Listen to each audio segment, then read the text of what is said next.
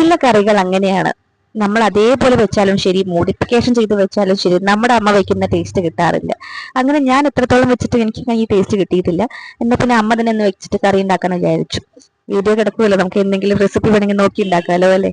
അപ്പോൾ നമ്മൾ വെണ്ടയ്ക്ക് എടുത്തിട്ടുണ്ട്, സവാള എടുത്തിട്ടുണ്ട്. ഇത് രണ്ടുമാണ് ആദ്യം അരിഞ്ഞു വെച്ചിട്ടുള്ളത്.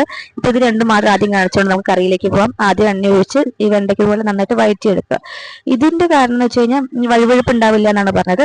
2 തക്കാളിയാണ്, 2 കാണിച്ചെങ്കിലും 1 എടുത്തിട്ടുള്ളൂ കേട്ടോ.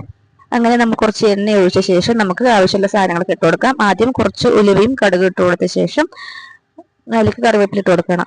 ഈ കറിയിൽ ഞാൻ ഇതിനു മുമ്പ് ഞാൻ വെച്ച് ട്രൈ ചെയ്തിട്ടുണ്ട്, ഓക്കെയാണ്, അതായത് മോശം പറയാനില്ലെങ്കിലും അമ്മ വെക്കുന്ന ആ ടേസ്റ്റ് എനിക്ക് എന്തോ കിട്ടിയിട്ടില്ല.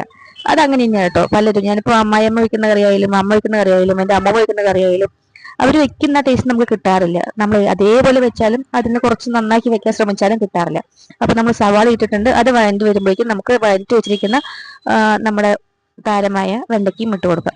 എന്നിട്ട് നന്നായിട്ടൊന്ന് വഴറ്റി കൊടുക്കുക. ഓൾറെഡി നമ്മൾ നന്നായിട്ട് വഴറ്റിയതുകൊണ്ട് തന്നെ ഒരുപാട് നേരം ഒന്നും വഴറ്റണ്ട. നമുക്ക് അതിലേക്ക് അടുത്ത ഘട്ടത്തിലേക്ക് പോകാൻ തക്കാളി ഇട്ട് കൊടുക്കുക. ഞാൻ പറഞ്ഞല്ലോ, ഒരു തക്കാളിയാണ് എടുത്തിരിക്കുന്നത്. ആ തക്കാളി ഇട്ട് കൊടുത്ത ശേഷം നന്നായിട്ട് വഴറ്റി കൊടുക്കുക. പെട്ടെന്ന് ആവുന്ന കറികളാണ്, പെട്ടെന്ന് ആയിക്കോളും. പക്ഷെ ഞാൻ പറഞ്ഞ പോലെ ടേസ്റ്റ് ആണ് നമ്മുടെ പ്രധാനം. അപ്പൊ കുറച്ച് ഉപ്പിട്ട് കൊടുക്കുക. ഇത് റെസിപ്പി വെച്ച് നോക്കൂ, വളരെ ടേസ്റ്റ് ആണ്. നമ്മൾ പറഞ്ഞ നമ്മൾ വെക്കുന്ന കറീന്റെ ടേസ്റ്റ് നമുക്കറിയാലോ, ആ രീതിയിലേക്ക് ഇത് മാറും, അത് ഉറപ്പാണ്.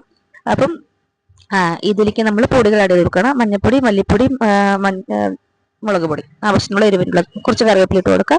പുളിവെള്ളം, സാധാ പുളി കുറച്ചെടുത്തിട്ട് പിഴിഞ്ഞൊഴിക്കുക. ഇതൊന്ന് പുളിന്റെ കുറച്ച് മുന്തുക്കുള്ള കറിയാണ്, അതുകൊണ്ട് കുറച്ച് പുളി എടുത്തോളൂ. അപ്പം അത് നന്നായിട്ട് ഇളക്കി കൊടുക്കുക. എന്നിട്ട് ഇതൊന്ന് തിള വരുന്ന സമയത്ത് നമ്മൾ ഇവിടെ കുറച്ച് തേങ്ങ അരച്ച് വെച്ചിട്ടുണ്ട്. ആ തേങ്ങ നമ്മൾ ഇതിലേക്ക് ആഡ് ചെയ്ത് കൊടുക്കും. ഈ തിള വന്ന ശേഷമാണ് ഇതിലേക്ക് ആഡ് ചെയ്ത് കൊടുക്കേണ്ടത്. അമ്മ ഉണ്ടാക്കുന്നതിൽ പുളിക്കറിയും അതുപോലെ തന്നെ കയ്പ്പിക്ക കറി എനിക്ക് എന്തോ വളരെ ടേസ്റ്റ് ആയി തോന്നിയിട്ടില്ല. 2 പച്ചക്കറികളുടെ കറികളാണ്. ബാക്കിയുള്ള നമ്മൾ സാമ്പാർ രീതിയിലാണല്ലോ വെക്കുക. അപ്പൊ ഇതൊന്ന് നന്നായി തിളച്ച് വരട്ടെ. തിളച്ച് വരുമ്പോൾ നമുക്ക് ഇതിലേക്ക് നമ്മുടെ തേങ്ങ ആഡ് ചെയ്ത് കൊടുക്കാം. തേങ്ങ ചേർത്തിട്ട് തേങ്ങ ഒന്ന് തിളവന്നു കഴിഞ്ഞാൽ നമ്മുടെ കറി റെഡിയായി. ഇത്രയേ ഉള്ളെങ്കിലും ഞാൻ പറഞ്ഞല്ലോ, ഓരോ രീതിയാണല്ലോ. അപ്പൊ ഈ കറി വളരെ ടേസ്റ്റ് ആണ്. തീർച്ചയായിട്ടും ഉണ്ടാക്കി നോക്കുക. അടുത്ത വീഡിയോയിൽ വീണ്ടും കാണാം. Tata bye bye, see U.